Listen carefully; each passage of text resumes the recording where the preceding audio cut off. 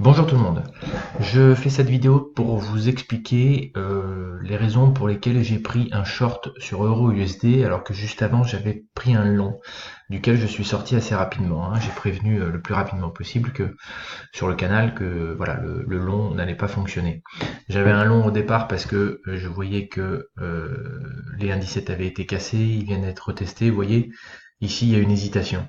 Ça mettait tellement de temps à repartir, voilà, que je suis sorti en léger gain sans intérêt.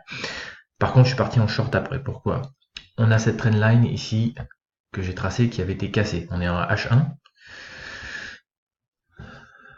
Pour moi, les 1,17 sont invalidés. La trendline est cassée. Donc, j'ai toutes les raisons de penser que le prix va revenir ici à un moment donné pour chuter de plus belle. D'accord? Donc, c'est pour ça que j'avais les 1,16 950 en prix d'entrée. En effet, il est venu, il est allé chercher un peu plus haut, d'ailleurs même les 1,17, il est revenu tester les 1,17.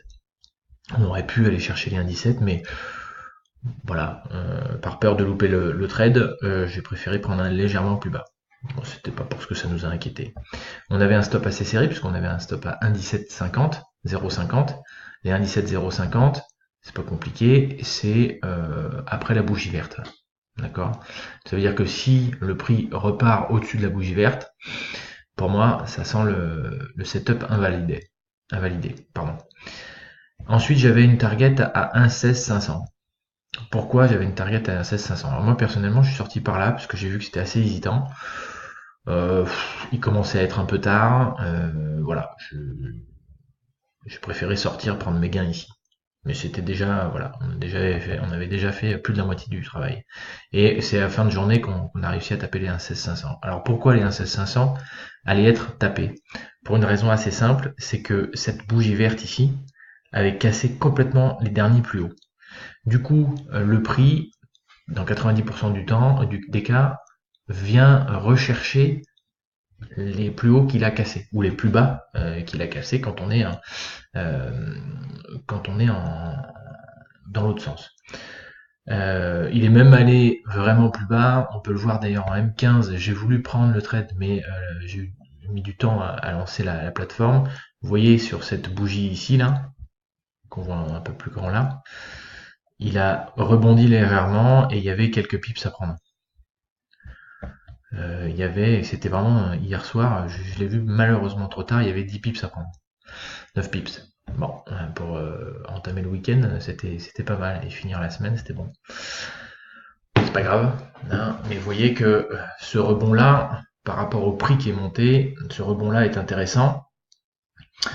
Mais on voit quand même qu'il y a des velléités baissières. D'accord. Donc là, on a eu un point d'entrée franchement pas inquiétant en termes de drawdown. Parce qu'on a eu quoi 5 pips de drawdown. J'avais 10 pips moi de.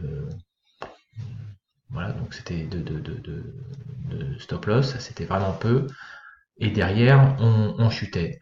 On chutait et on avait. Voilà. Il y avait 45 pips à prendre, 50 pips à prendre, à peu près. Ceux qui ont réussi à bien gérer leur trade ont pu voir que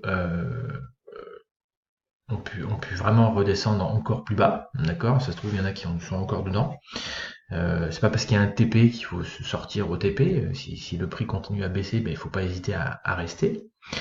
Voilà, c'est une explication de comment moi je trade, encore une fois.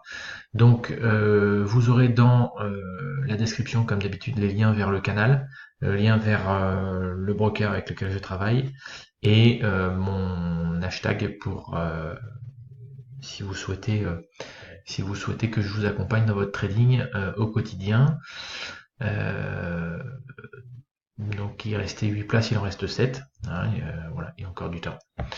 Je vous souhaite un excellent week-end. Si vous avez des questions, n'hésitez pas dans la description, enfin en bas de la page, à poser vos questions. N'hésitez pas à liker et à vous abonner.